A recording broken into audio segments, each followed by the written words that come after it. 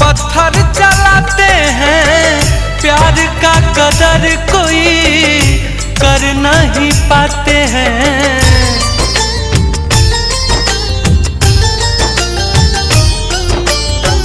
दीवाने के दिल पे लोग पत्थर चलाते हैं, प्यार का कदर कोई कर नहीं पाते हैं।